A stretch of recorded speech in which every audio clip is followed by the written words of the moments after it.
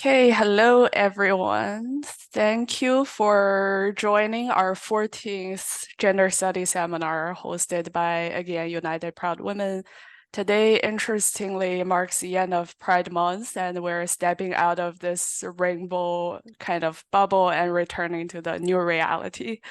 Allow me to provide a little background of who we are. United Proud Women is a nonprofit organization with a primary objective of empowering sexual minority women.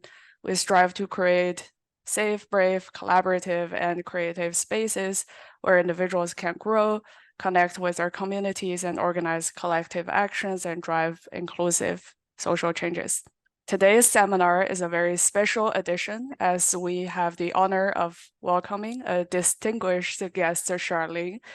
United Proud Women staff feel extremely privileged to have such a renowned advocate and expert leading our discussion today. Before we begin, can go over some of the our latest events, such as some YouTube recording of our previous gender study seminars, as well as tomorrow's final competition of the Pride Singing Contest, hosted by our three very distinguished judges in the music industry. Please join our WeChat groups. We have a lot of regional contacts, and we strive to build a safe space for everybody who identify as sexual minority women. And let's also do a little bit of introduction. I'm Yuxing, and joining me, Ringo, we collaboratively run this gender study seminar. Ringo, do you want to introduce yourself?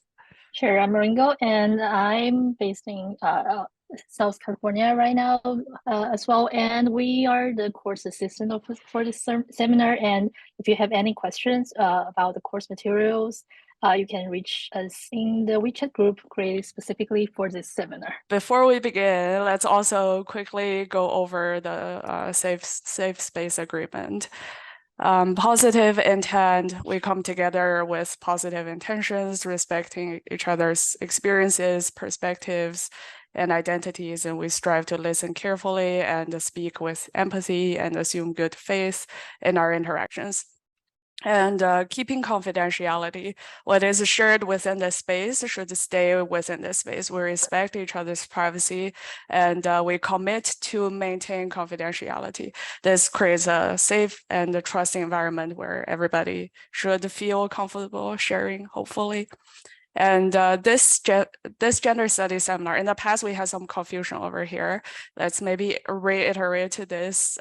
This space is specifically designated for sexual minority women, the lesbian, bisexual, pansexual, queer, intersex, and agender kind of community, and non-binary. And we're not currently open to other identities in this specific discussion, but the public video recording will be available on YouTube later after editing. And we encourage people to take care of themselves during this gender studies seminar. And please prioritize your well-being throughout our discussions, and feel free to take breaks, step back, or express any need for any type of support during our time together. We're here to share experiences, knowledge, and insights. Let's create a space where everybody feel comfortable sharing their thoughts and asking questions. Finally, as a general guideline, please start your conversation by or question by name, pronouns, and feel free to speak on. And let's first, okay, let me spend some time introducing Charlene. I've done my research. There are so many things that we can say about Charlene, so I just picked up like the condensed version of the highlights. For those of you who are not super familiar with Charlene, you might have heard about some of her remarkable endeavors. One of the most noticeable events was the Shanghai Pride, one of the Asia's largest collective celebration of LGBTQIA identities and diversity. Under Charlene's leadership, Shanghai Pride flourished, promoting inclusivity, raising awareness, creating safe and vibrant space for the entire LGBTQ community in the regional area. In addition to Shanghai Pride, Charlene also co-founded other noteworthy initiatives, such as the Diversity Inclusion Consulting, Ladies Who Tech, Shanghai Q events. These organizations have played a vital role in driving meaningful conversations, fostering connections, creating opportunities for underrepresented groups across various industries. Charlene's dedication extends beyond her leadership and advocacy. She serves on the executive board of Asian Region Office of International Lesbian, Gay, Bisexual, Transgender, Intersex Association, a prominent international association dedicated to championing rights and well-being of LGBTQ individuals and communities.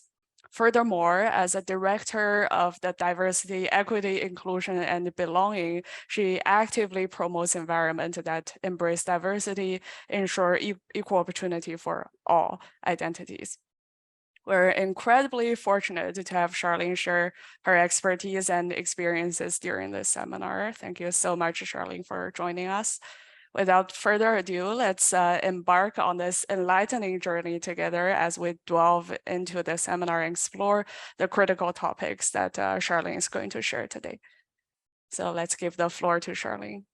Thank you.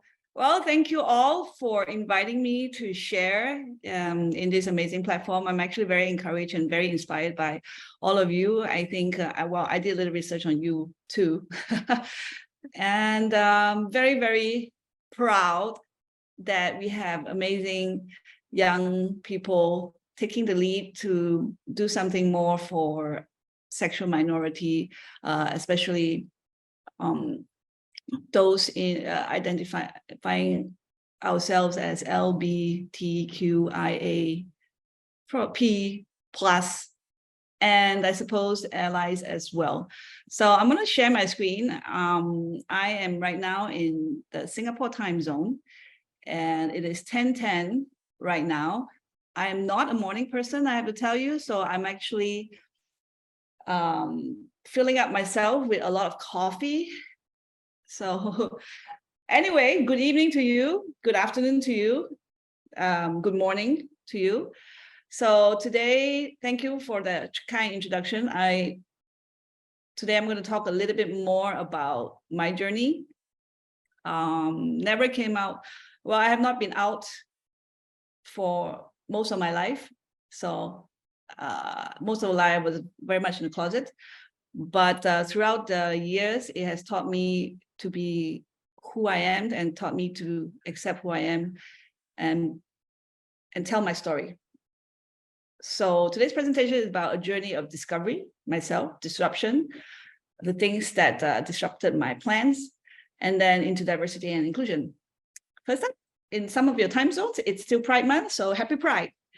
However, we should not regard Pride as just in June. We should always be celebrating Pride every day, right? What you can do, what all of us can do is to keep the conversation going, to make Pride the mainstream conversation, so that, and to normalize Pride so that people are more aware and maybe less afraid, hopefully more confident to embrace people like us. Right, a little bit more about myself. Finding Charlene, I will put here. You will see my presentation today has a lot of colors, mostly in the rainbow colors, because, you know, we're still celebrating Pride. I got my watch here, my flag behind me. So a little bit about me. That's me. I think I was about 1 or 2 years old. Don't really know. Mom doesn't remember. I was born in KL, Kuala Lumpur, Malaysia. On top is Kuala Lumpur in the 70s. So you're going to be doing a little math here if you want to figure out my age, but then I'll disclose it anyway. I'm born in the 70s, and Kuala Lumpur, if you ever visit or if you already visited, it looks like that below. Pretty nice place, very good food.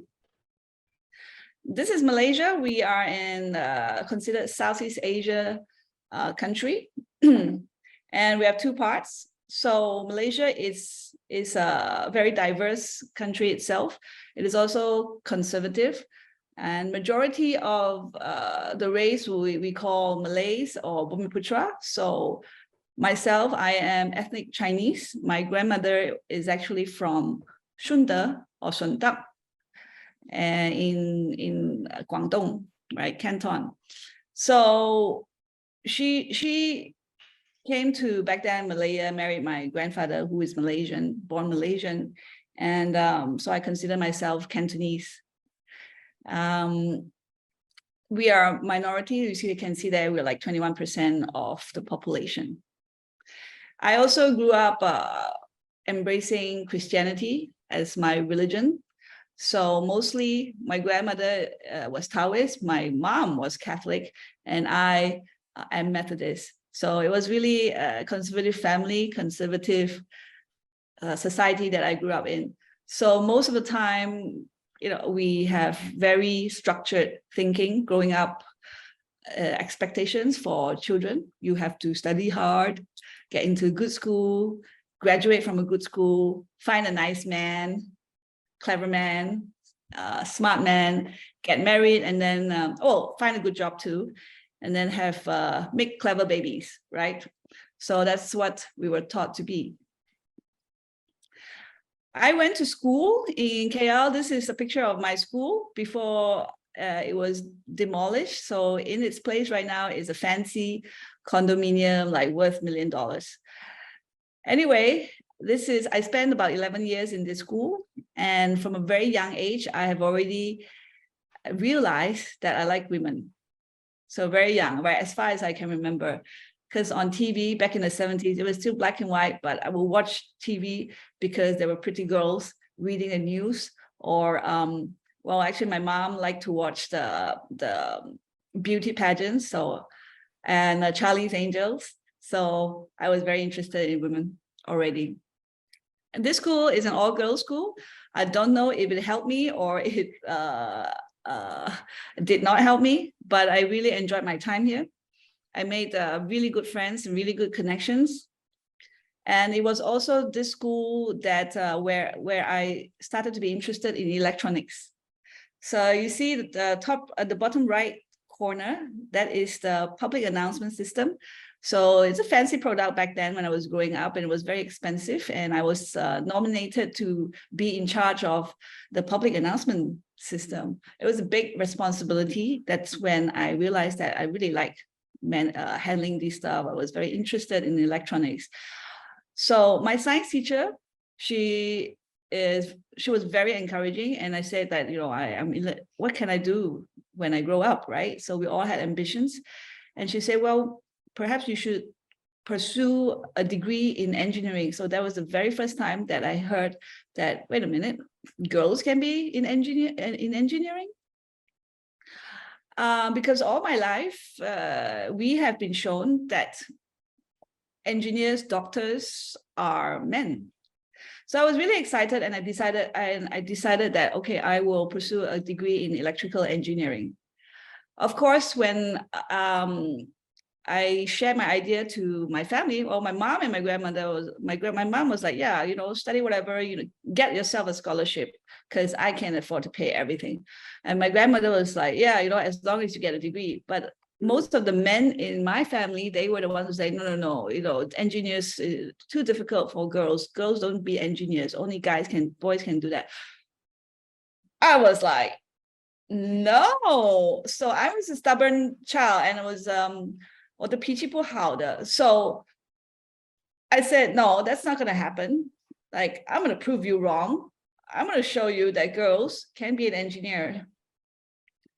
And that's what I did. I got a scholarship, flew myself halfway around the world to Austin, Texas, and did 4 years of electrical engineering. I can't say it's easy. Sometimes I had my doubts. Sometimes I had my difficulties, but I graduated. And then what next? So when I graduated, till here, at this point in time, this is 1990s. So if you're doing the calculation, I should be like 20s. So at this time, I was still very much in the closet, and I dated boys just to check out if I like boys. And I realized I don't like them. I had girlfriends, but it was very discreet. And then looking back, actually, well, there were actually many couples there now that I realize.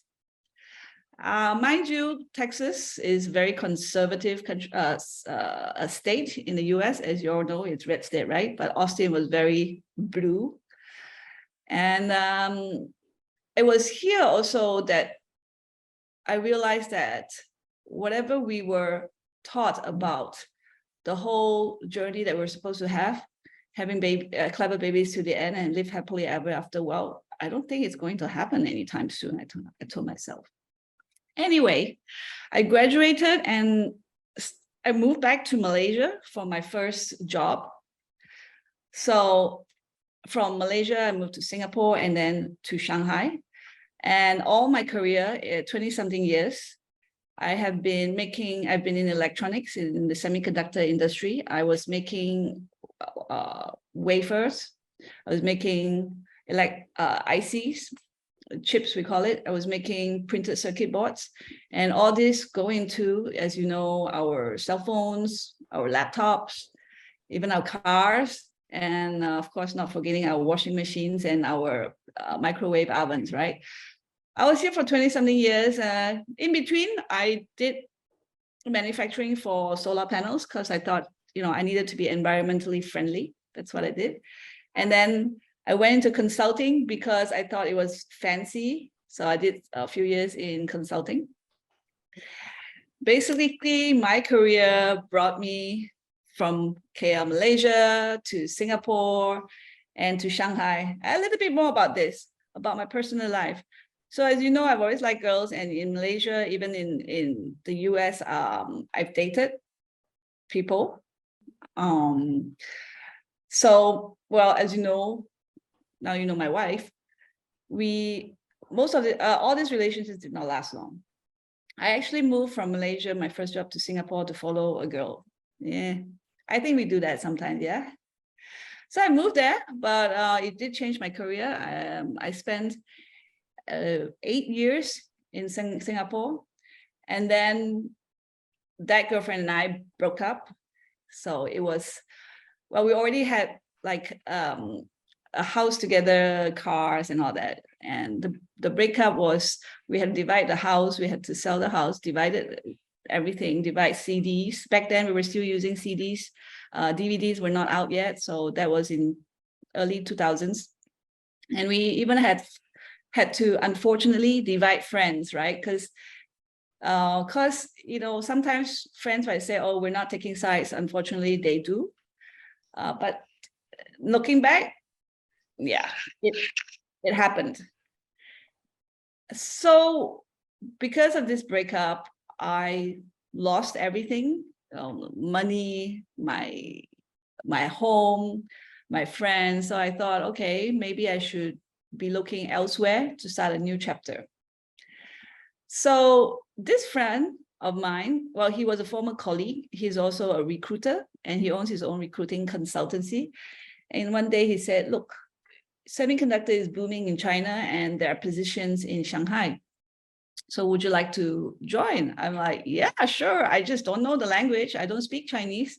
Well, I grew up speaking Cantonese, English, and Bahasa Malaysia. Chinese was like a little bit far off for me. So I said, okay, whatever. Whatever is going to give me, build my life back and build up my bank account again. So in 2005, I took I would say crazy bold step to go to a city where I don't know anybody, don't know the language, and I don't know what's going to happen. I told myself I was going to stay low profile. I wasn't going to make friends. I wasn't going to have any girlfriends. Maybe I'll have boyfriends. And try to live a straight life. And well, the straight life and the low profile did not happen because I knew, even though I was, my career was set for me, I knew there was still something missing and still something that I had to do. So in 2005, I landed in Shanghai and I started hanging out. back then, Shanghai was not so vibrant. It was already very vibrant, but not as vibrant as today. So there were many, not too many cafes or restaurants or venues where it's LGBT friendly, or actually everybody was LGBT friendly, but not so many places to hang out. So what I will do is I will always be hanging out just in the same place, and then the same places, there were the same people always hanging out. So we all became friends. And then we decided to organize events. We organized house parties, we organized sports, we got together for shopping trips, we got together for going to the movies and so on. So one day we decided to set up a network online. And back then, and it's called Yahoo Groups. It's already no more, but it existed. So these were the times before Twitter, before WeChat, before, like, I think even before, maybe Facebook was already there, but it was before the explosion of social media. And what happened was people started writing into us and asking us where to go in Shanghai. Is it safe in Shanghai? What's happening in Shanghai? So we became like a welcoming LGBT plus welcoming committee for Shanghai and then possibly China. So that happened. We were constantly organizing events, and more friends would come, more friends would go.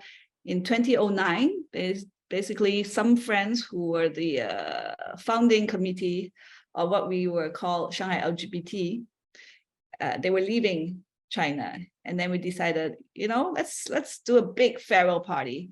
And what should we do for this farewell party? Oh, we are going to have all the events that we've ever organized, and we're going to put them together in 1 week, you know, like wine tasting, talks, and parties, and of course, right, and sports and so on.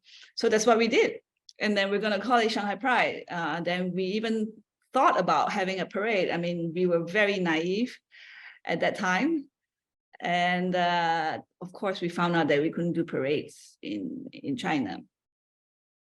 Nevertheless, we managed to pull off the very first Shanghai Pride in June of 2009. And we were surprised so many people turned up. Okay, when I say so many people, it's relative.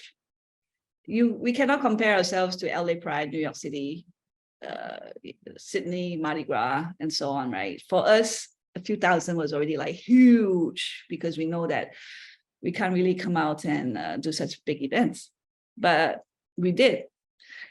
And of course, throughout the week, 2 weeks, we had visits from the authorities, because they were also curious what we were doing, why we were doing this, and who we were doing it with. So the usual questions.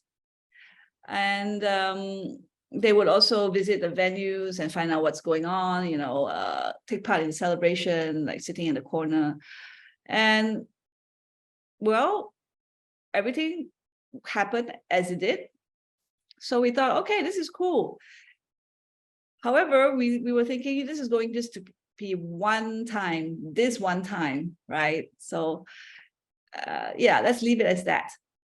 The following year, 2010, we had friends coming up to us, or we had people coming up to us, writing to us and say, you know what, when is Pride again? Because they felt that Pride was so meaningful. They said that they found the courage to come out. They found their own network, their own support group. They even found their boyfriends, girlfriends, and they thought it was important. So to us, we told ourselves, well, you know, if it's so meaningful to everybody, we think that we should continue doing this.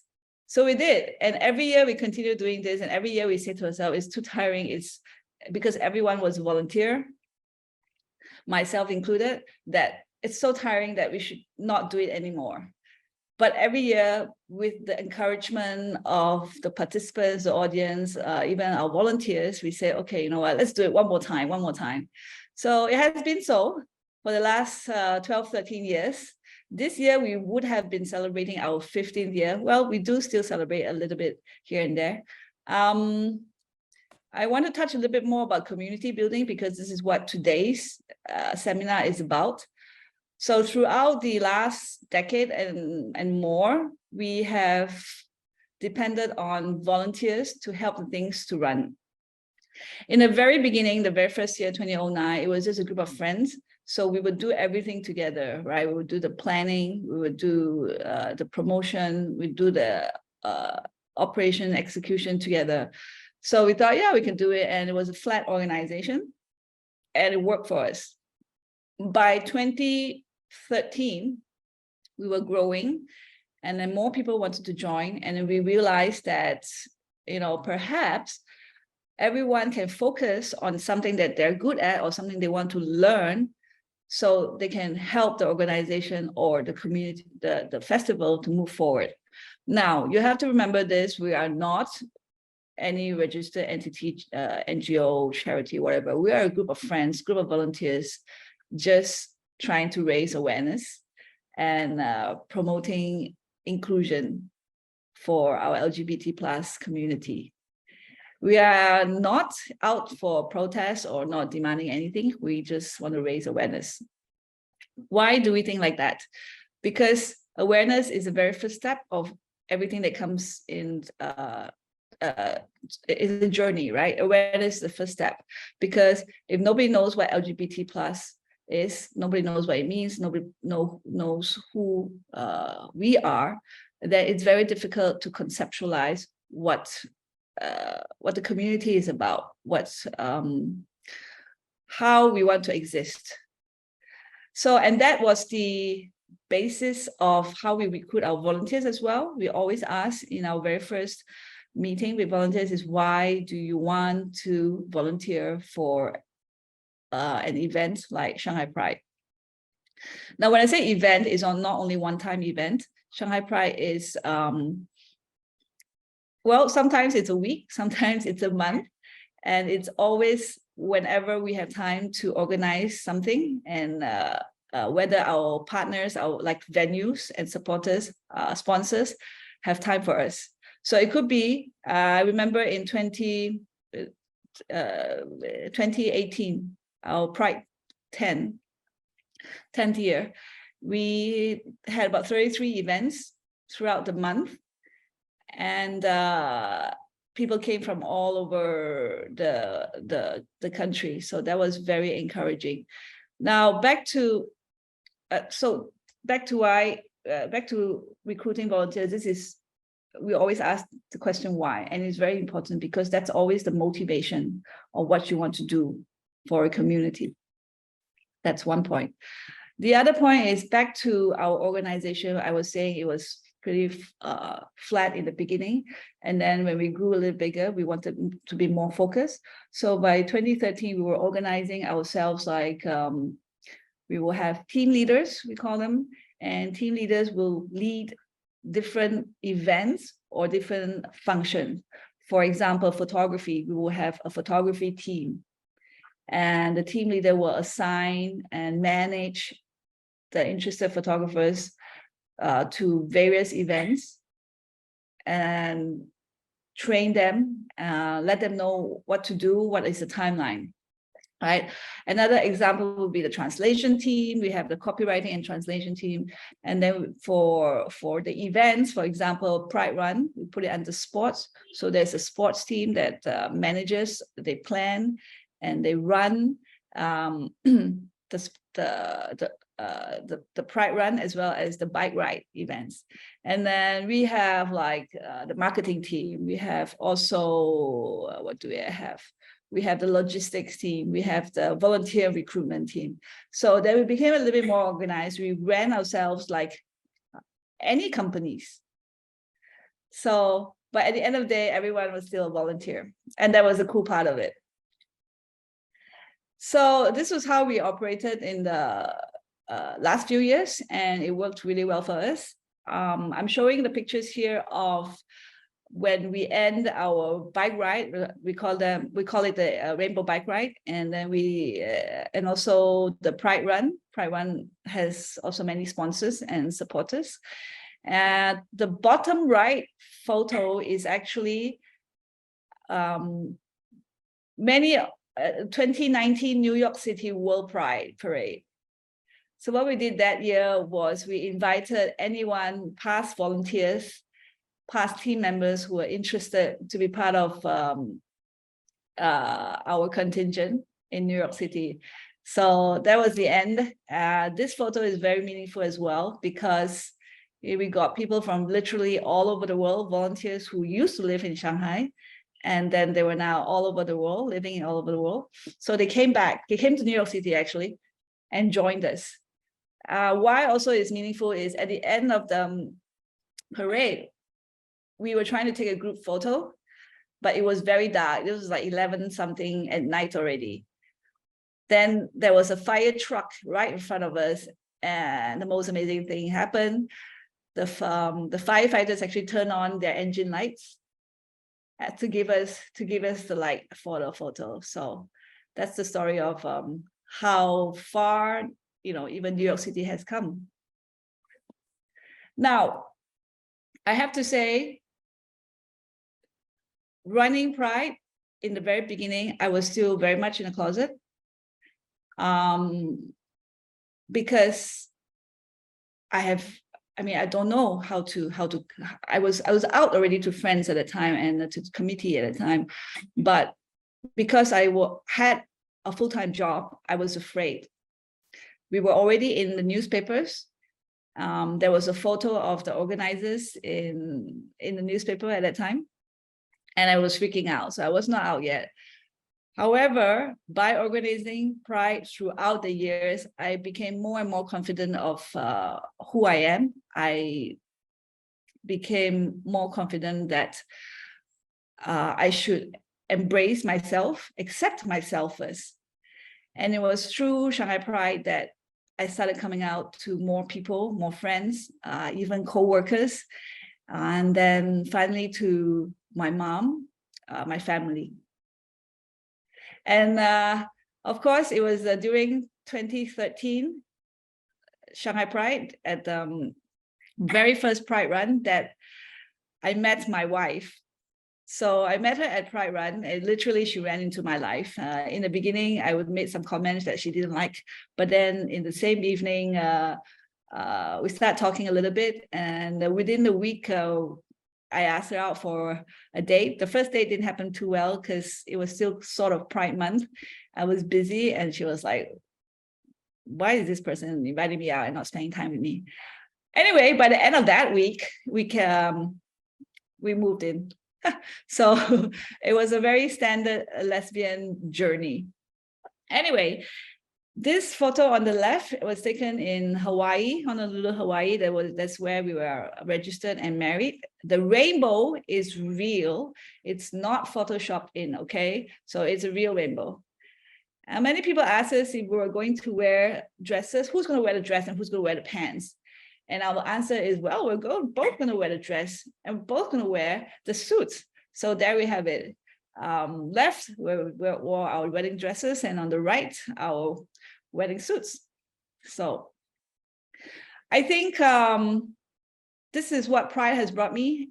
And I feel that if I had gone through this, I was able to go through this amazing experience and be able to come out who I am and marry the person I truly love. I think this story should not be just for me. I think this story should be and could be for others as well. And that's my motivation of continuing my work, being an advocate for LGBT+ inclusion. So a little bit more about the story of our wedding trip, right? Before our wedding trip, actually, we stopped in San Francisco. So now, in San Francisco, you all know we have Castro Theater. So that was the very first time I entered Castro Theater because of this group called Lesbians Who Tech. At that day, my friends, this couple that we were staying with, they were debuting their documentary called Out and Around at Castro Theater. So I was in a little bit of their documentary because they did a worldwide filming of all the LGBT+ advocates around the world. So they took 1 year off and did that. So I was there, they invited me on stage, and I saw 1,000 seats, and 1,000 seats filled by tech queer women and allies. I was totally blown off. And I told myself, well, if we can find 1,000 queer women and allies in tech in San Francisco, I am sure we can find double, triple, quadruple of that number in Shanghai, in China. And so that idea triggered me to start Ladies Who Tech. Well, we couldn't call it Lesbians Who Tech because, you know, the name is very like, in your face, I don't want to get in trouble. So we changed the Lesbians to Ladies Who Tech. And we organize it as part of Shanghai Pride's women-focused events. So for Shanghai Pride, we have women-focused event called Women Up. It's initially it started to promote professional women who happen to be queer. And then later on, we also discuss topics like domestic violence and then anti-violence. So Ladies Who Tech was part of that journey in Shanghai Pride. However, Ladies Who Tech grew bigger, and then we didn't want only to focus on queer women. So we spun off and made Ladies Who Tech. And I invited another co-founder to join me to bring Ladies Who Tech to the next level, to make it bigger. And this is us. Top left photo is our very first Ladies Who Tech 2.0 reboot, we'll call it. And then bottom right is our 2019 Ladies Who Tech convention, because I saw that if we can do monthly events, networking events such as the other photos, then we should be able to do a convention.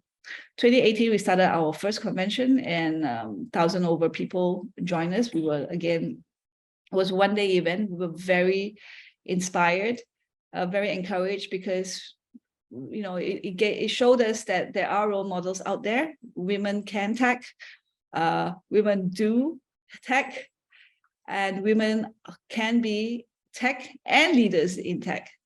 So we continue doing that every year, this convention. And with that, I decided, okay, you know what, COVID came around, and my full-time job ended, contracts for my full-time job ended, and I said, you know, let's see what I can do. So it was a push for me to start thinking that maybe I should turn my passion into business.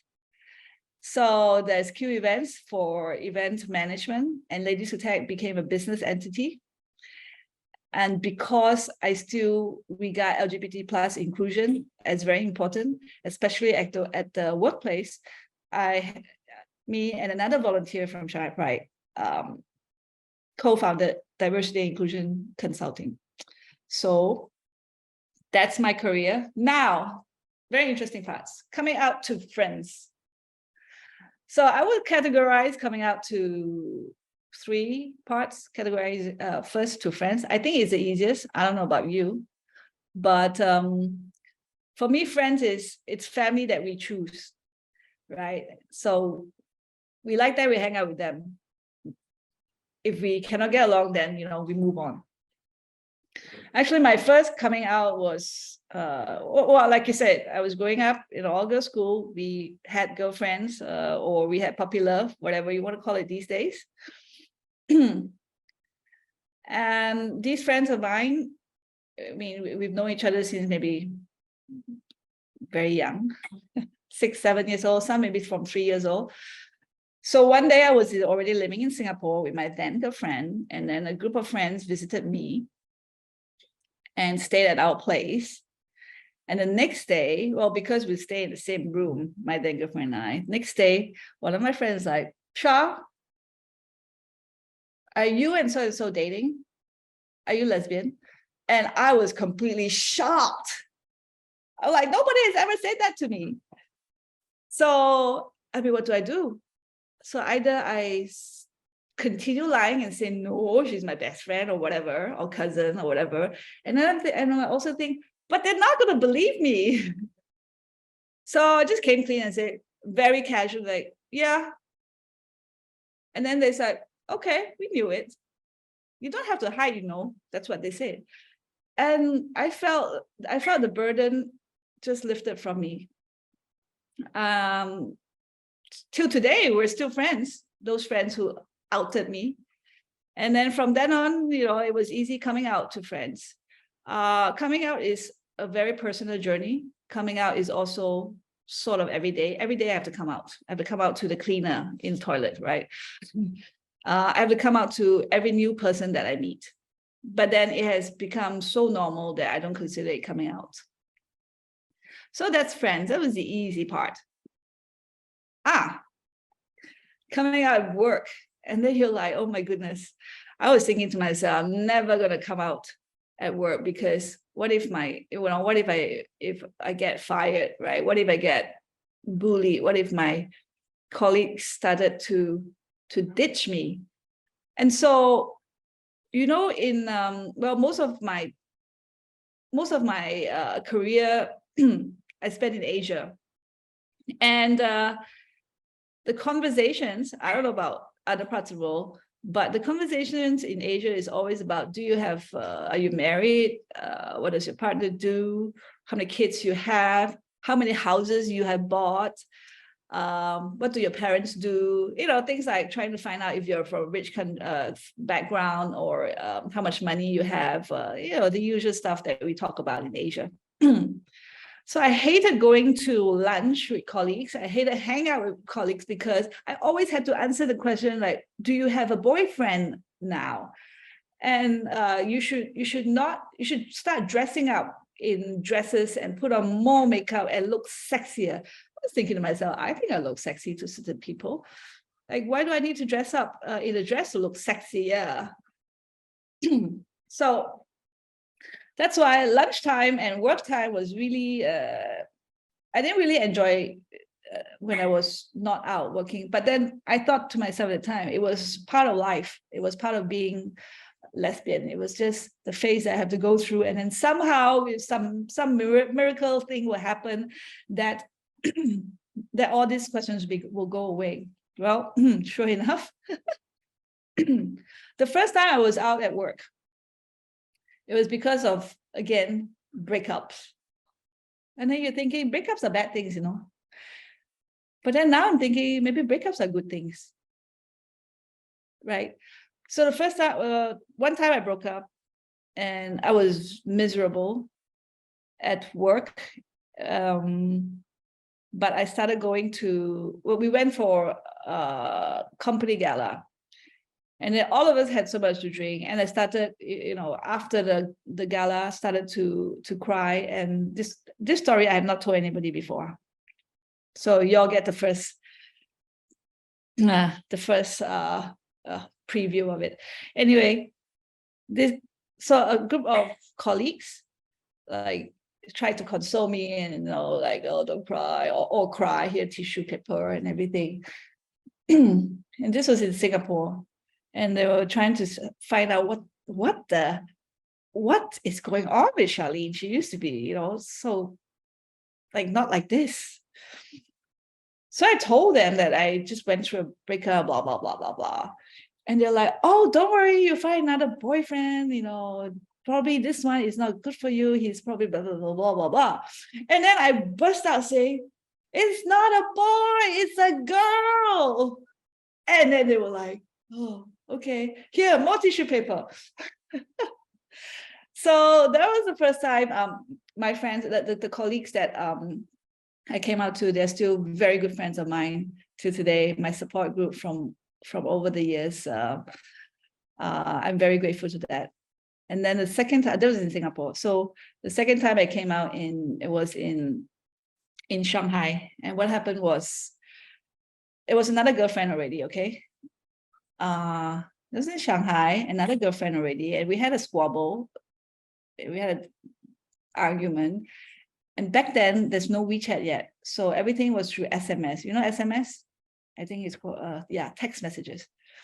So I sent her text messages, and for some reason, the text message went to my colleague. And I'm like, how did this happen?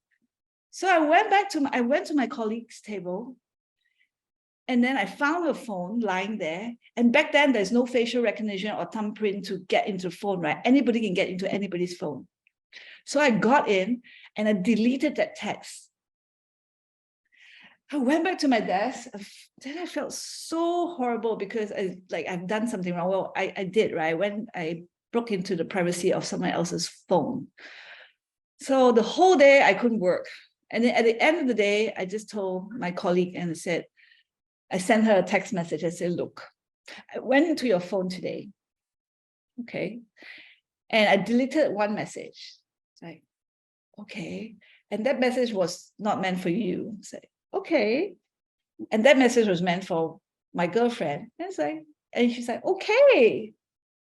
We have girlfriends. We make mistakes. I said, no, you don't understand. Not girlfriends, but girlfriend.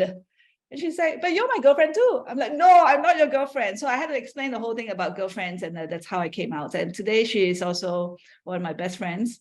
Her godson, her son is my godson. So there you go. So, from then on, I'm like, you know what, Charlene, stop trying to hide who you are at work. You know, if you want to be out at work, just be out at work. And I found a job actually by being out at work. Now, then coming out to family is the most difficult, I find. I had to come out to my mother 3 times. The first time when I came out to her was because of the dad breakup in Singapore, remember?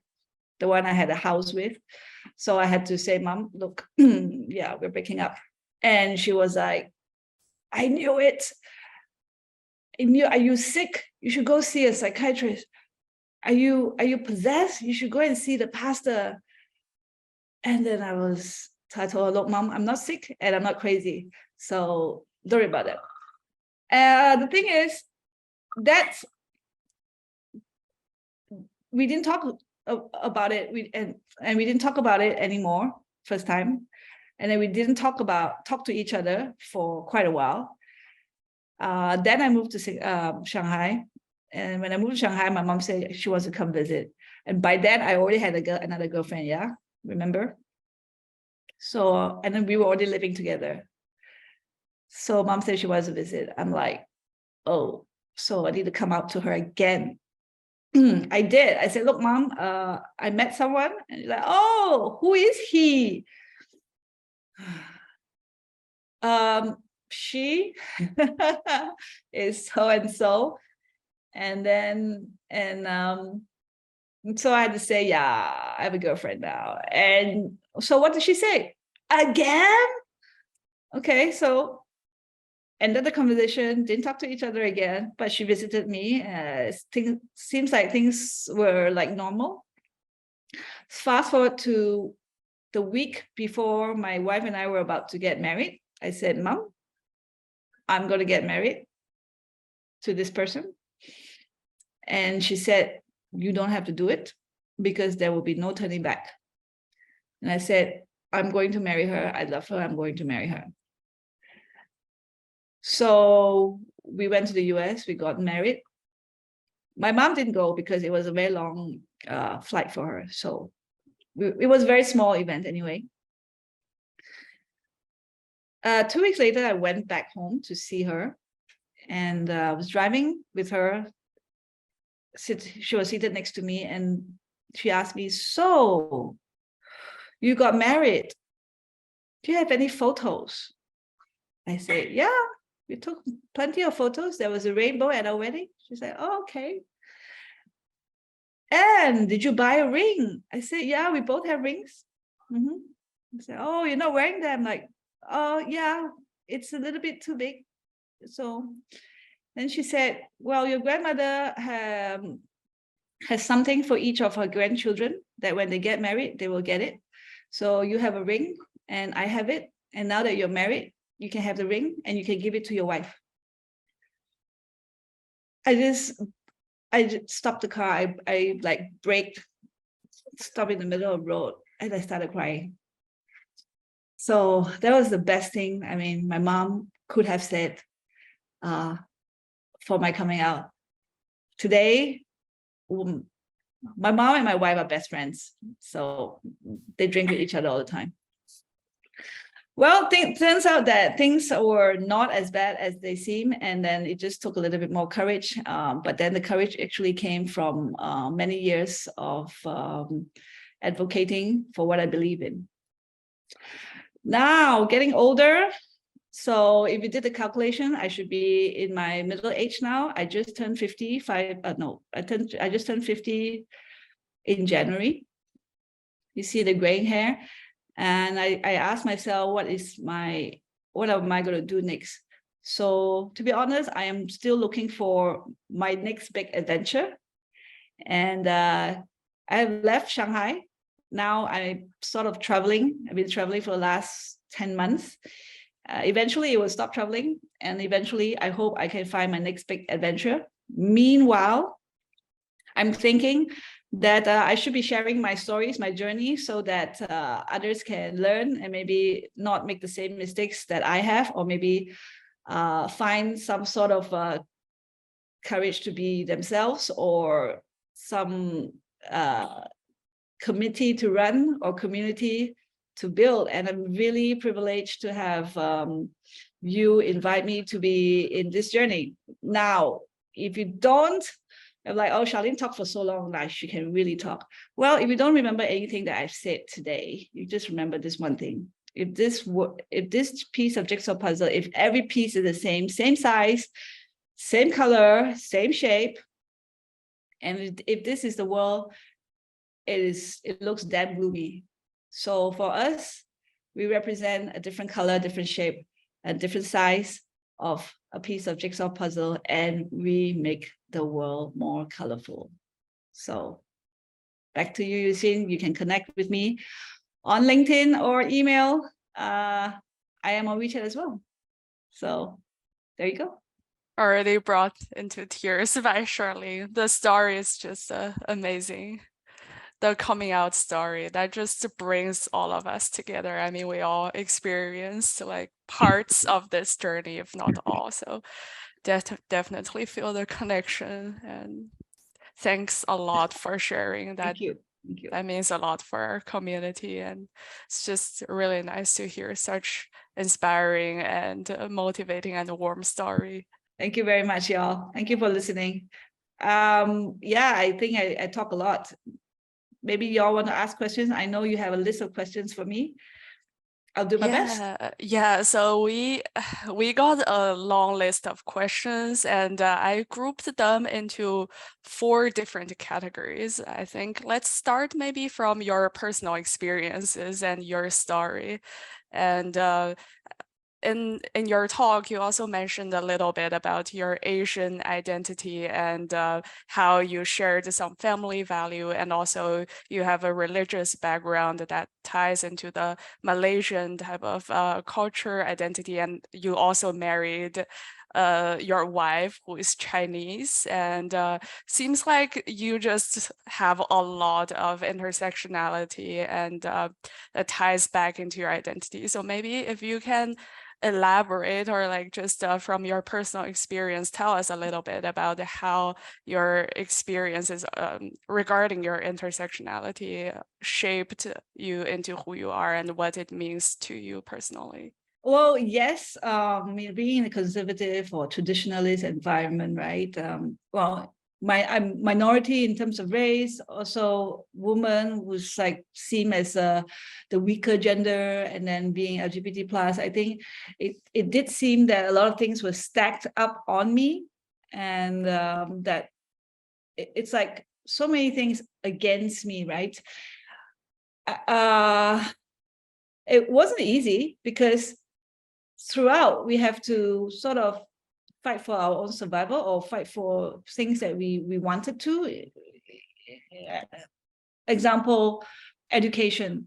So we have quotas in my country that a certain percentage can go to university if you're from a certain race, even at work, right? I think it's called affirmative action in the US. And that means for me and for some of my friends, we say, okay, we just need to study harder, or our parents need to work harder and send us to schools overseas. Was that fair? Maybe not. But did it help us to get into better schools, have more experience overseas? Yeah, for sure.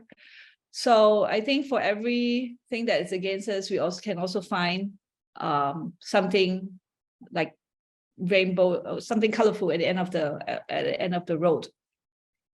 And then, but now that you heard from my story, getting older. Now that I look back, there were so many things that because of who I am, all this intersectionality, it has actually helped me to move forward. And therefore, I want to share the story, because I think every part of me has one story that I can say. The one about being lesbian is, yes, you don't have to come out, but if you want to, there are ways, and there will be support for us. There will be friends who will support us. There'll be network that we can connect with. There will be communities that we can be a part of. So I want to say that it can be bad, but it does not have to be something negative, being in an intersectional position. It's also a journey not only for you as an individual, but also during community building, especially in Shanghai, such a diverse city. There are intersectionality, and there are such a diverse group of people residing in Shanghai. And when you were doing such community building type of work, what were some difficulties that you experienced? And also, what were some challenges that you have faced building a community for such a diverse group? One of the reasons I love living in Shanghai is because it's so diverse, because I met people from literally all over the world, from all continents, right? Have you met anybody from Iceland? I have. It's diverse, and that's the great thing about it. Of course, with diversity, especially culture, ethnic diversity, there also comes, if you read the book called Culture Map, it tells you that every culture has different ways of communicating. So communication is a big part, right? It can be a challenge as well for community building. However, for Shanghai Pride, we are always very proud that we are bilingual. At least we have to be bilingual. One is Chinese is definitely in all our copywriting, but we also want to be inclusive, so we add English. Therefore, we have we want to make sure that we have the translation team for every event available. I won't say it's a challenge, but so in certain cases, yes, reaching out to everybody, the message could be a challenge if we don't say it right in different languages. Because also everyone is a volunteer, so people come and go very quickly. It's like every year there will be different people doing the same events. So having that, having a continuity, right?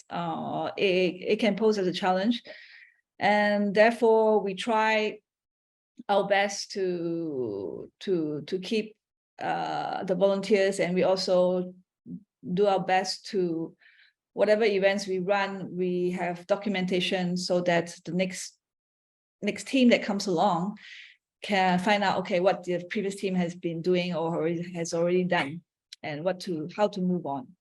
So we have the system in place. And what else? Of course, last but not least, we have a lot of pressure from authorities. I think throughout the years, the pressure has gotten a little bit, well, the last few years it's gotten a little bit too much.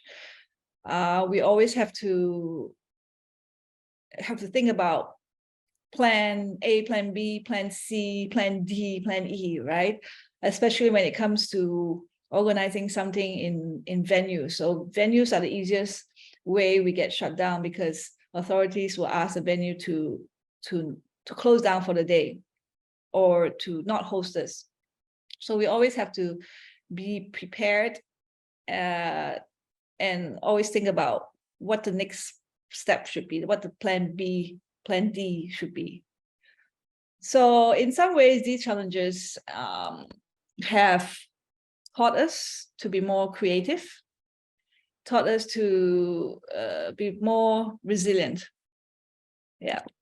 In So this journey of being a foreigner, how did you see this identity playing in a role of you hosting a China-based Shanghai Pride, and then like hosting local community without even having to speak Chinese? well, now I do speak Chinese, just to say I did learn. So you'd be ashamed if I didn't speak any Chinese, coming out 17 years from Shanghai. To your question, it is, when we first started, again, the group of us, friends, we were just planning events, putting it together, calling it Shanghai Pride as a farewell party for those who were leaving. And there, at that time, most of us were from different countries. We did have friends who are Chinese, local Chinese. And we've seen that change. So we've seen that change. The percentage change. The last few years, most organizers, most volunteers were local Chinese, and a smaller percentage from everywhere else in the world. So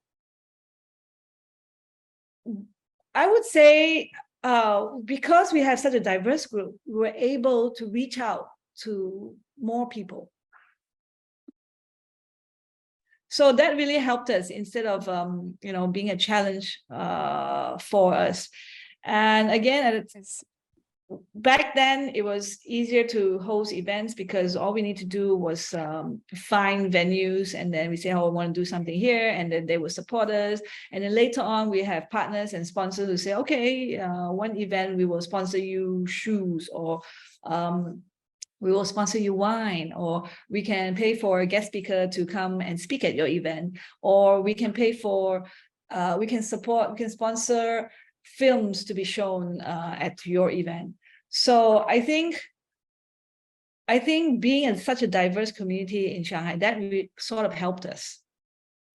And maybe in the beginning, authorities would say, oh, this is a foreigners event, but then later on, when they saw that there were more local Chinese, maybe that's where they say, oh, maybe this is too influential. I don't know.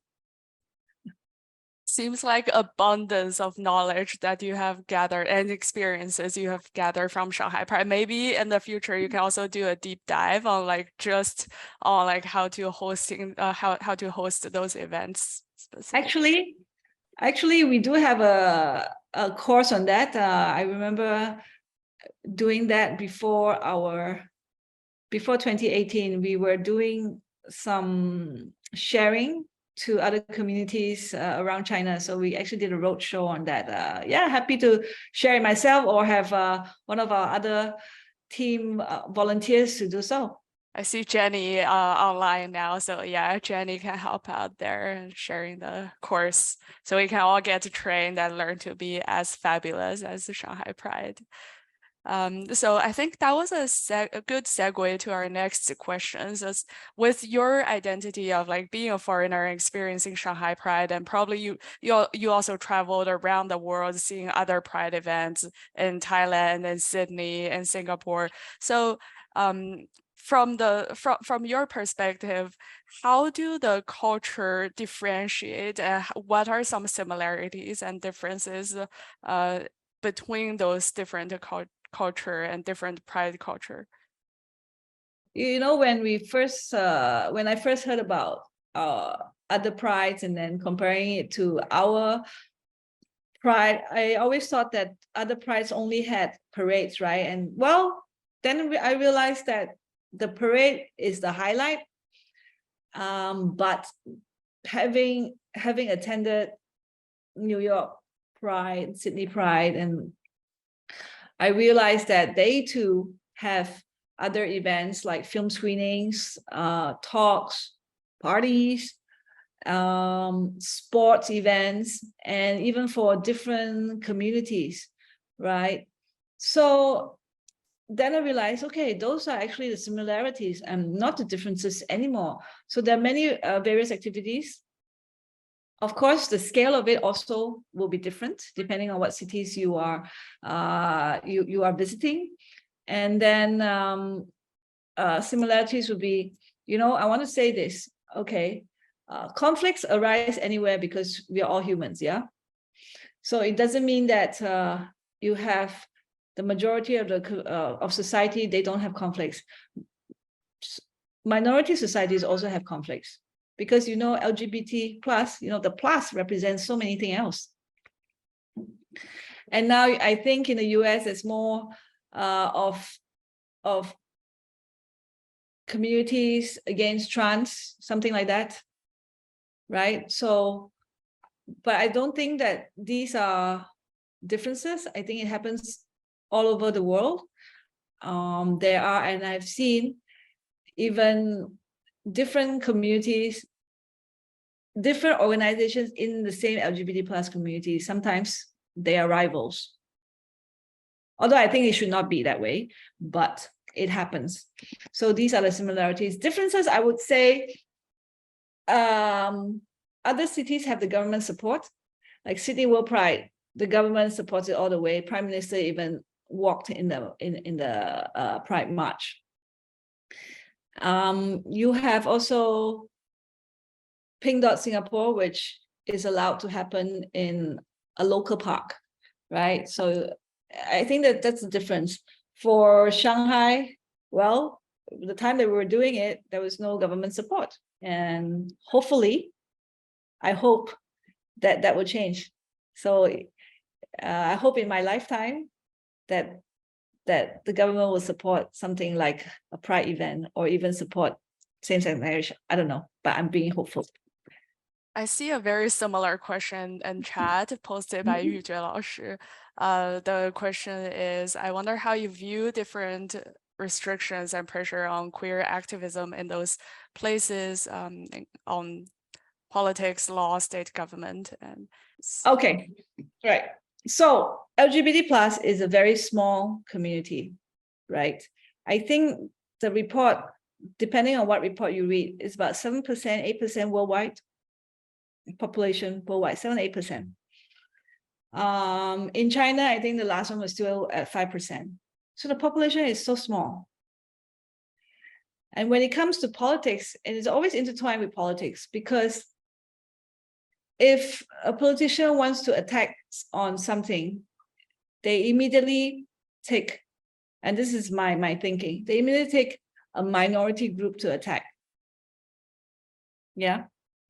So it could be in certain countries, an ethnic minority group, a race that it has small percentage. Okay, this happens in my country. Or they can use LGBT plus community because it's so small. So it's easy target. It's what they say, low hanging fruit. You get rid of this low hanging fruit, then you get extra brownie points. I see, the way I see it worldwide, that's what's happening. So it has become less of maybe personal value, but more of political value.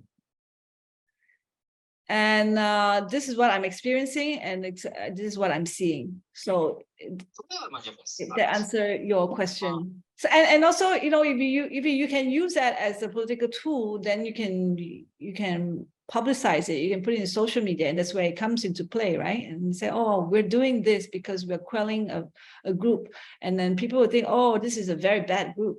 But actually, this very bad group is actually a very small percentage. So it doesn't affect majority of the people, but it affects the minority of people. So it's sort of like a sacrifice. That's my opinion.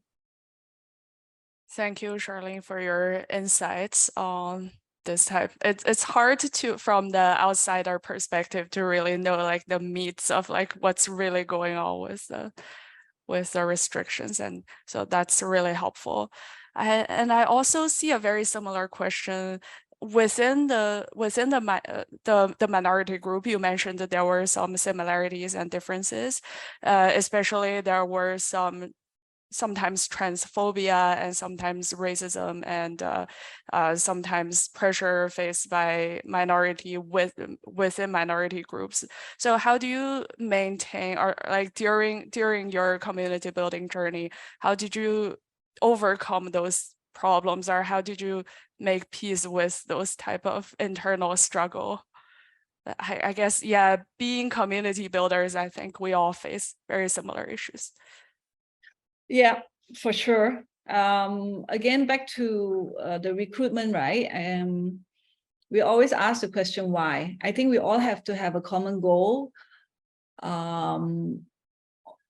before we embark on the journey of executing everything else to reach that goal. And then for us, for Shanghai Pride, it's a community festival. It happens every year. And therefore, what is our purpose for that year? And our purpose is, again, always the same, back to our mission, create awareness, right? So sometimes, yes, people have differences. My volunteers will tell you, they argue with me all the time. And for us, it's more like we get the things done, we get our job done, and we reach our destination, as in we get our event executed, we get all our requirements met, and that's our target.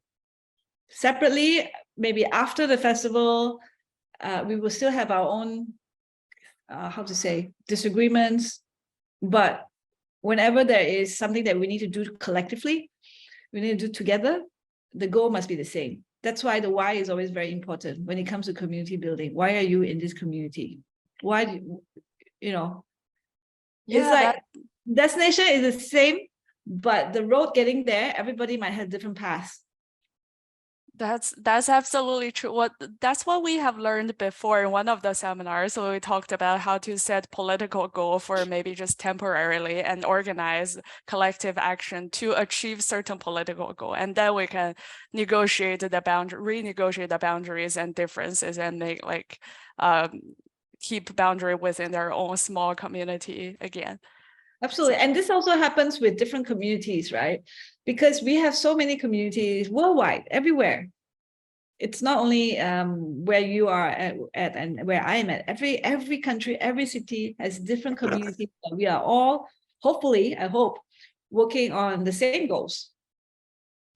Some goals might be different, looks different shapes, different sizes, again, different color. But it's it's where we want. What do we want? We want inclusion, right? And we want belonging. Yes, I think there were also another question regarding the inclusion of certain identities, such as allies, such as heterosexual individuals. So when you host something like Shanghai Pride, how did you decide which group can attend certain events?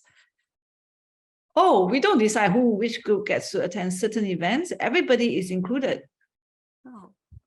I mean, everybody's included. I mean, as long as they want to support, because what we find is we cannot exclude anybody. We need every ally there is out there. I know some organizations, some people might not think that way, but for us, at least in Shanghai Pride, we want to be inclusive. For example, if it's okay, I'm just going to go ahead and talk about Ladies Who Tag, right? Ladies Who Tag, the name sounds is only for women. The name sounds like it's for straight women, but it's not. We, at every event or every post at the bottom, we will all say all professions and all genders are welcome, right? Of course, we have to say, okay, I mean, people who go, who attend, who support, means that they might be allies, or they might be women, or they might be queer women. So back to Pride events, it should be for everybody. It should be inclusive, because again, we are minority. We need the majority to support in order to get where we want to go. And you see, actually, in most prides around the world, you have more majority, you have more heterosexual people going to the parties, right, than you do us. Otherwise, where do you think you can get the numbers? Of course, there's some there are some events that are closed doors, you know, then maybe that's when exclusivity comes around. Maybe you just want to have a round table only with example LBQ women only, because you want there are certain topics that you need to hash out. But then again, sometimes you can also consider getting allies involved because maybe they have different perspectives and they have different ideas. So I would say diversity is yes, the differences can be detrimental or the differences can be harmful, but then the differences can also bring about different ideas. So you have to always weigh on that. Thank you for sharing. That's also super helpful when we think about hosting events. That type of inclusion, that's very insightful on like making greater impact on the society level. So I guess with that said, we also had a question that is kind of in dialogue with what you just shared, because sometimes especially when you try to include everyone, there are going to be people who are at different stages of their lives, and maybe they share different perspectives, and maybe they just have different level of understanding, or maybe they feel very different comfort level with their own identities. So when clash like that happen, when differences like that happen in community, how did you address those challenges? Well, it depends at what stage, right? I mean, if you're running an event and drama happens, then you have to do the firefighting first, like get people away from it first and then figure it out later on. Well, so far, we do have a lot of dramas in events, but we managed to put them aside.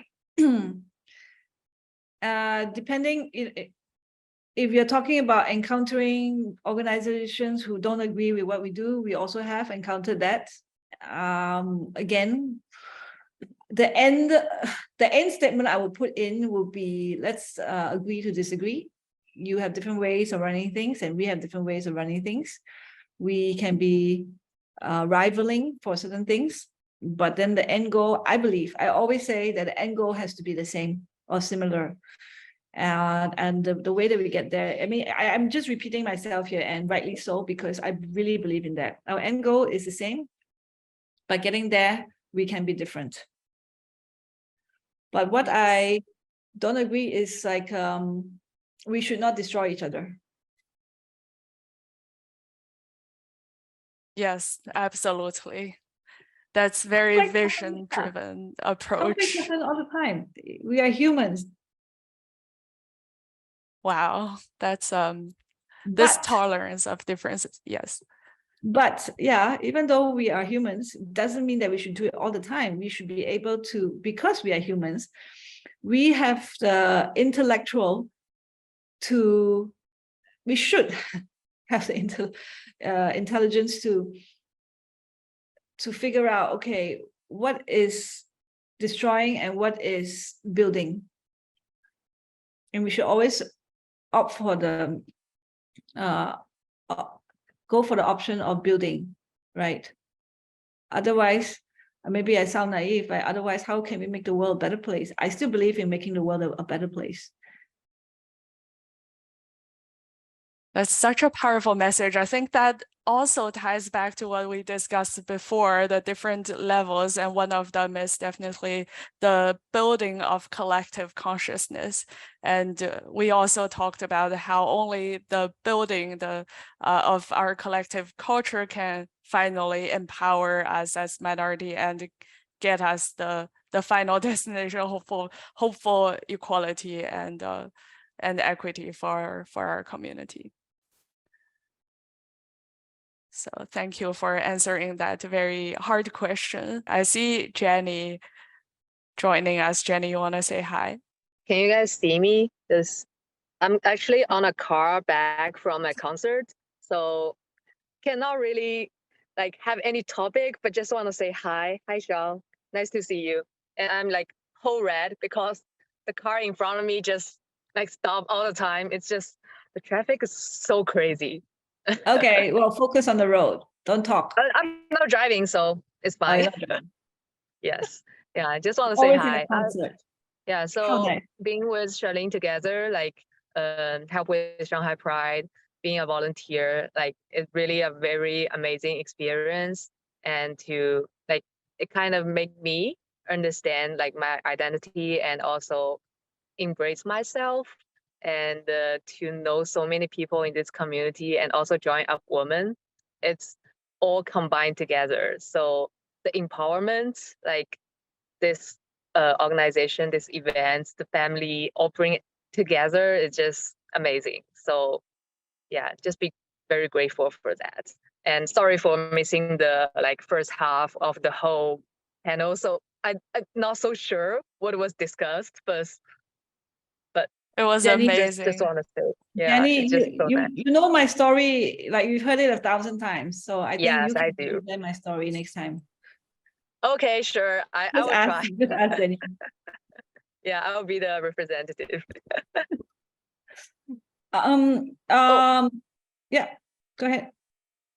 I saw there's a question or Oh yeah, 玉珏老师, Yeah. you want to unmute yourself and maybe have a I'll leave the dialogue stage. with Charlene? Sorry, I forgot to unmute myself. So actually, I have been inspired by your experiences, your sharing, and especially the Shanghai Pride. Although I did not have opportunity to join the event in the flesh, and but it really inspired. Especially during my teenage time. And I also have a question about some practical thing during organizing queer activism. I wonder how you negotiate queer spaces through balancing the public visibility and community intimacies. I mean, especially when the LGBTQ plus community is kind of a semi-enclosed circle of sexual minorities. So, I know there is the a kind of tension between the public visibility to raise the awareness and to promote the inclusion and the safety and the intimacy of such a semi-enclosed circle. So I wonder how you balance these two factors in organizing queer activities. I think things have changed throughout the years, right? In my 17 odd years in China, things have changed. You at one point in life, it's just like life. There's ups and there's downs. So at one point we have anything that not anything, I would say, visibility could be done very easily and very quickly. But then we are at this stage right now where visibility is considered, it can be risky. Visibility can be risky. So when things were more available, we were able to use social media.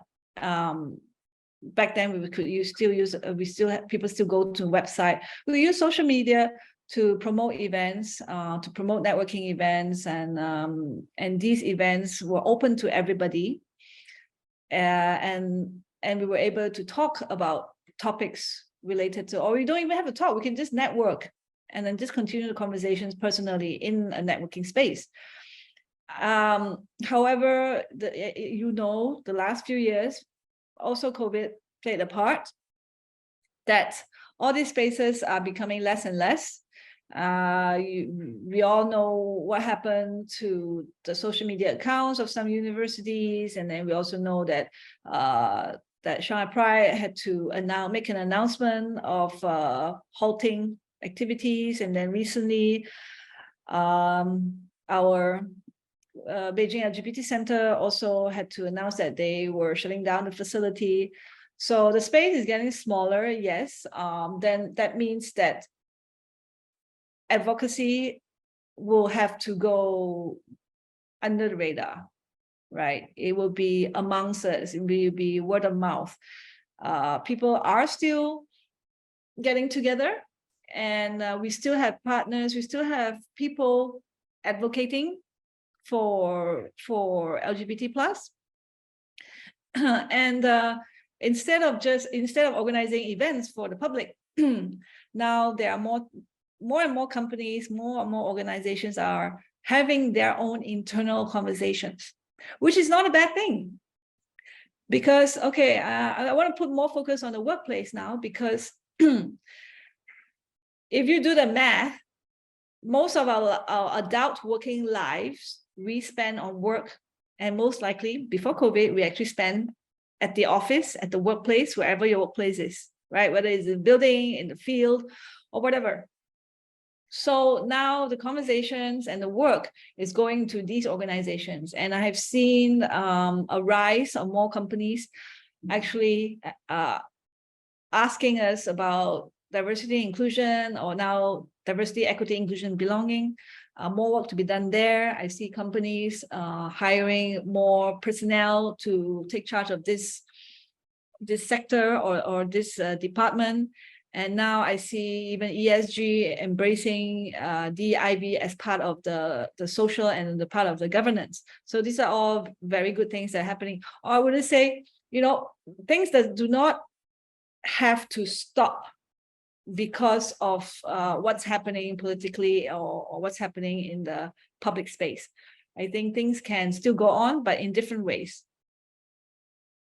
So it's all about our creativity, how we're going to do, what we're going to do next, right? I think we should not be discouraged. I think we should just be encouraged to do more and do more differently. I had a follow-up question, being in the tech field myself and then looking at all of the Pride campaigns. And I also heard some discourse about some companies being accused of being pink washed or like try to pretend that they embrace the rainbow community, but meanwhile still like do not hold internally like accountable for really being inclusive. How do you see that perspective? Oh, I love this topic. Thank you for bringing that up. Pink washing or rainbow washing, whatever you want to call it. The pink dollar is big. Okay, I think it comes out to be trillion something. I don't know how many $1 trillion of market share. There's a survey done and there's a report somewhere. So it's a big market. And if you're a company, if you deliver products or services, why not capture the market? It is also a part of the market, right? It's just like capturing a market for the young people. Why wouldn't you capture the market? However, capturing the LGBT plus market is also comes with some social justice or social responsibility, if you want to call it, right? Yes, some companies just take the opportunity. Oh yeah, if you're doing a rainbow product, yeah, I want to make a rainbow product too, and I want to sell it because I want to make money in June. Because why not? My company is built to make money. Yes. So in a commercial standpoint, it makes sense. Of course, from a social standpoint or community standpoint, we're like, hey, you're making money out of us. What are you doing for us? So this is where I would say that some pink washing is better than no pink washing. You know why? Because in certain parts of the world, people don't know anything about rainbow products. And if they do, great. If they don't, hey, that's also awareness. Yeah. Sometimes it may be bad publicity. You know, in my country recently, the government confiscated certain watches because they were part of the Pride collection. Now, what happens then? Because it was confiscated, more people now are going to other countries to buy these watches. So is it a win for both sides? I think it is a win, sort of. Right? It's a win for the company, it's a win for the community because there's more awareness. So, and you know, bad news is good news too, because bad news makes money. Unfortunately, I am saying that. Unfortunately, I have to say that. However, this kind of pinkwashing, then, you know, it makes communities push back and say, look, okay, you already make the products. What are you going to do next? This is where we come in. Right, we have companies that they have, and we will approach them and say, look, you have this product that you're selling. Why don't you walk the talk, right? Why don't you support organizations who are advocating for LGBT plus? So why don't you sponsor some products for this organization? I think for every negative thing, there could be a positivity that comes out of it. And also applies to life. And I'm not saying that I'm great at doing this, but I'm still learning. I mean, I hopefully have another 30 years to learn other things. So depending how you really want to say, look at pinkwashing, it could be good, it could be bad, but the bad can turn into good. And with this, I also want to say that even if a company, let's say, has all the policies in place for LGBT plus inclusion at the workplace, it is still a journey. Nobody can be perfect. We all know that. Even companies even have best policies, have role models, support Pride, whatever. Worldwide has DEI people and top management support LGBT plus. There has to be. It's still a journey. Every day, everybody is still learning to be inclusive, whether it's inclusive for LGBT plus or gender or race or people with disability or people who are, older or younger than you are. So it's always a journey. So not going to be perfect. And I don't think we should just always say that, oh, this company did this and they didn't do this, therefore they're bad. Right? This cancel culture, I'm not really agreeing with it. At the same time, I think companies should also push back. Hey, I'm putting this product out. If you are giving me negative comments, I shouldn't be scared and just pull back the products. In fact, I should stand up and say and put the statement out there and stand up for why I did what I did. There's I think it's a supermarket or something that had Pride products out, and then there was like conservative people that didn't agree with it, and then they had to pull the products back. Why can't companies just say, no, look, I believe in this. This is part of inclusion. So everybody has to play a part, not only the community, not only the companies. I think everybody has to come together and make it happen. So I really hope to see more cohesiveness on this. It's not only about the communities, everybody. Individuals make the communities, and communities actually are consumers of companies. So companies need to also return back, need to do their part. Wow. It's a full answer for a very short question. So that's amazing, amazing answer. That's the most motivating answer I've heard for months. And I adore your proactiveness. Like whatever difficulties we're facing, let's just go out there and like face the difficulties and convince them and asking for more instead of like blaming them. It's such a great mindset to have being a community leader like yourself.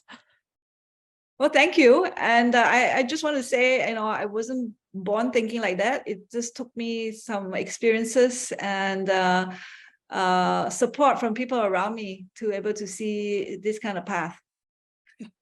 Jenny will probably say, oh, she's not always like that. Anyway. Yeah, I can prove that. Wow, it's just really encouraging the positivity and the relentlessness in your spirit to drive our empowerment moving forward.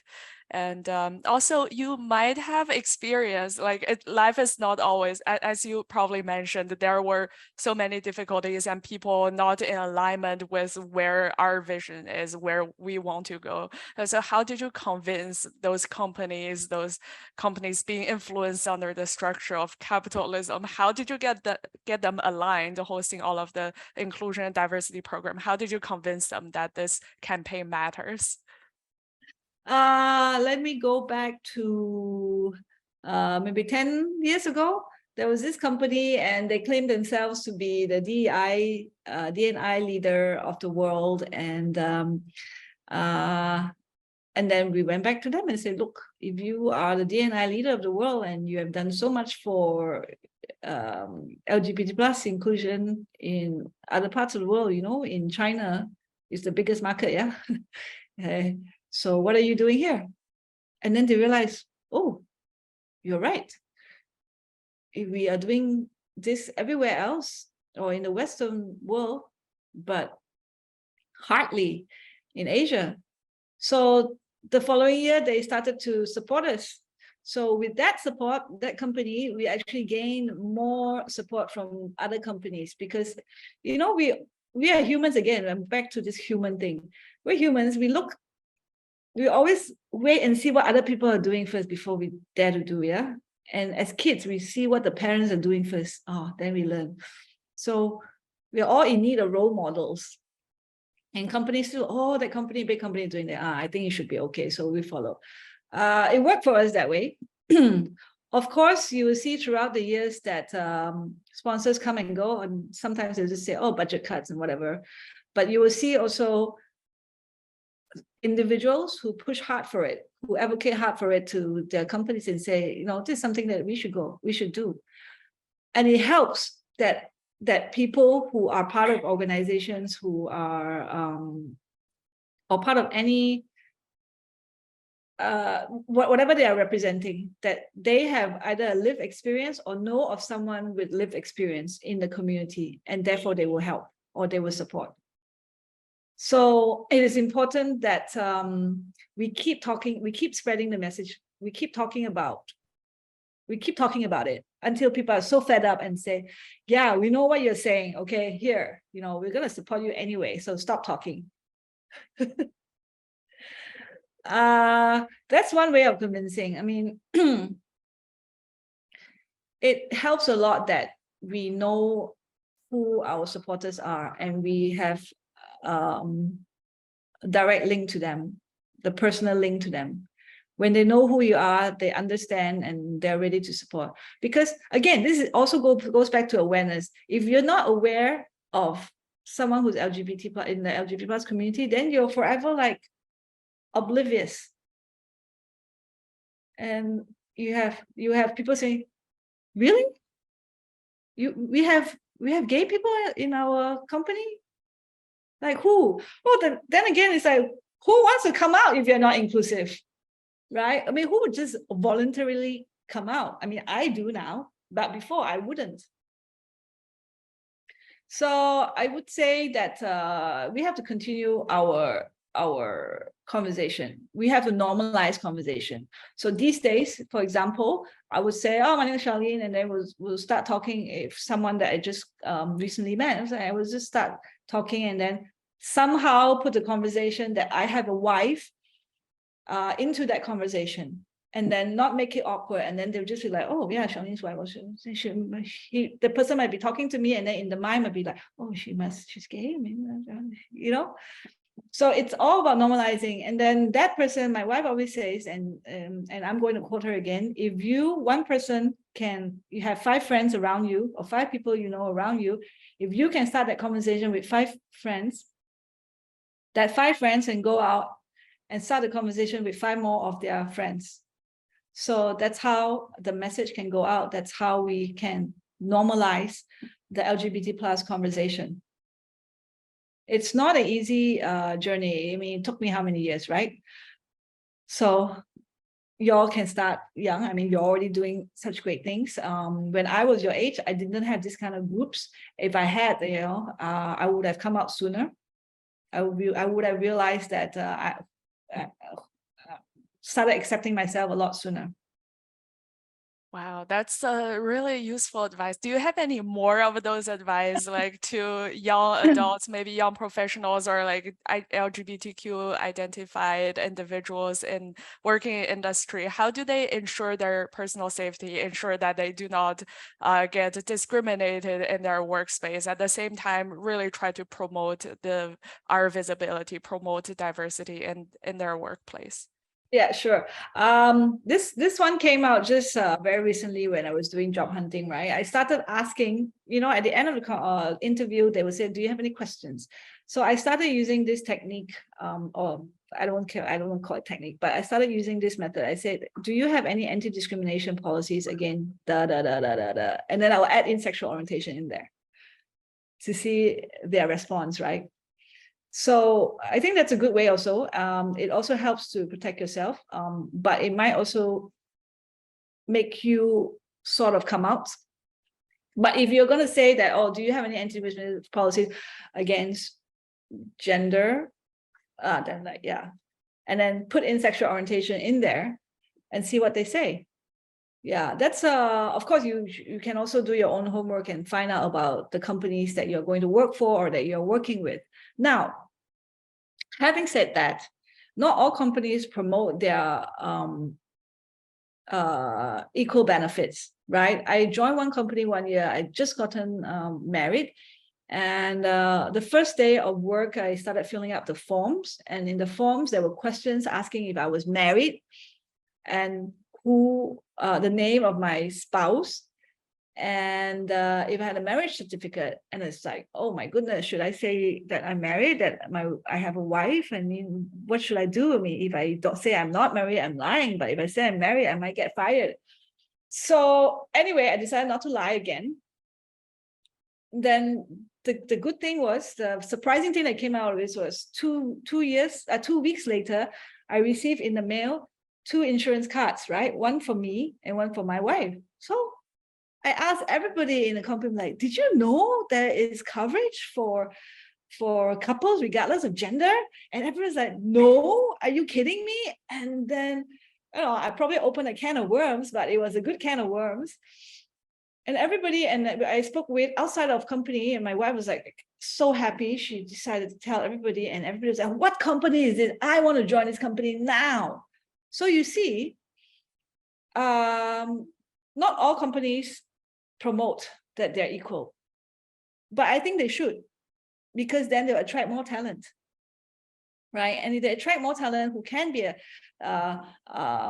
who doesn't need to hide, then I think work-wise, and it has been proven that work-wise, mental well-being wise, it's going to contribute more positively than negatively. Wow, it's another advice. Okay, this one I think is I would say this to myself as well, and I've seen this happen to many of our volunteers, is that when you're a teenager, you think you're on top of the world, or you just turned 21 and you're on top of the world, and you decided that oh yeah, I'm very proud that I'm gay, and I'm going to come out to my parents and don't care what they say or what. So someone older than me said that for every action that you do, there are consequences, positive or negative. So you have to weigh that. And coming out is, again, personal, very personal. I'm not saying don't come out. I'm not saying you should come out. I would say that when you come out, it is a process, and you have to be able to accept what comes out. Because I have seen volunteers who come out at a very young age, and then parents disown them, they get kicked out of the house, and then the parents pull off their funding for the education. So that's a negative effect, right? Consequence. So you have to be able to decide what's going to happen. I'm not saying that you should lie to your parents. I'm just saying that you have to decide and be able to handle anything that comes out at the end of that coming out. So my advice is, for me is, I would be ready. I would make sure that, financially I'm capable of taking care of myself before I come out, just in case. I'm not saying that every parent is going to kick you out. I'm not saying that. It's something that I see and really happen to somebody else. Okay. Those are really difficult stories to even hear about, and I'm sure being in the community for such a long time, you have heard a lot about such experience, maybe even helped people along your way. So would you also give some comments or some helpful advice for those people who are struggling in their lives, or maybe are still experiencing some kind of insecurity or danger in their lives because of their sexual orientation or identities? Yeah, I think it's good to connect yourself to a support group, and Up Women is great. You have it seems like you have a strong network. You have a clear mission, and you all know what you want to do. I think in any case, right, whether whether you're LGBT plus or not. We just have to be careful with our we have to take care of ourselves, whether it's physically or mentally. And coming to this age, I think for me, health is priority number one.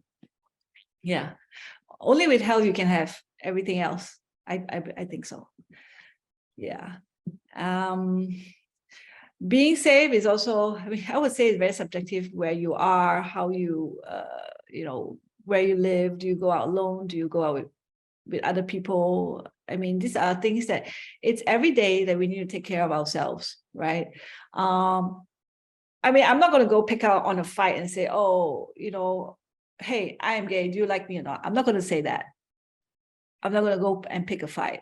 I'm just going to just take care of myself, just as any normal human being should do, right? Even taking care of yourself is like when you cross the road, make sure you look left and right and behind you and in front of you, maybe on top of you even.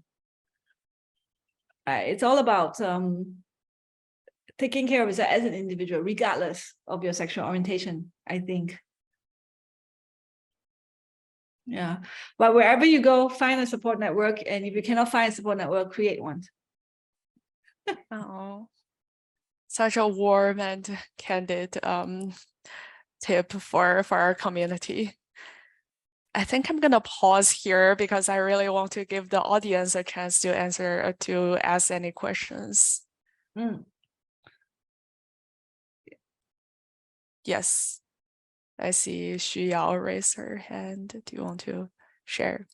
Hi, Charlene. Thank you so much for sharing your inspiring journey with us today. My name is Yao, and I'm really curious to learn about your thoughts on, I guess, the relationship between local activism and academia. So I'm a second-year PhD student in sociology, and I live in the San Francisco Bay Area. I recently moved back to Beijing to spend the summer with my parents. So I definitely do resonate with all of the things you said about, you know, communicating with parents and friends and so on and so forth. Yeah, really excited to hear your thoughts. And I guess in other words, my question is, how can researchers help with, you know, I guess alleviating the discrimination or sort of addressing the issues that we see in society, whether from a macro level or from a minor, like smaller individual level interaction? Yeah. I think researchers play a really big part because these days companies especially, companies want to see data. Like, oh, you say you have gay people. Well, show me. Well, I'm not going to pick someone out from the street. I'm going to show you data. Where can you find data? You go to research, you go to reports, right? And I think there is not enough reports, right? We have the same reports probably from the same companies every year or every other year. You know, the big four, they come out with different reports, but sometimes reports may not be comprehensive, and we certainly do not have enough reports on Asia, and we certainly do not have enough reports on China. Yeah, so research helps. And the other thing about research is you do your research, don't just keep it within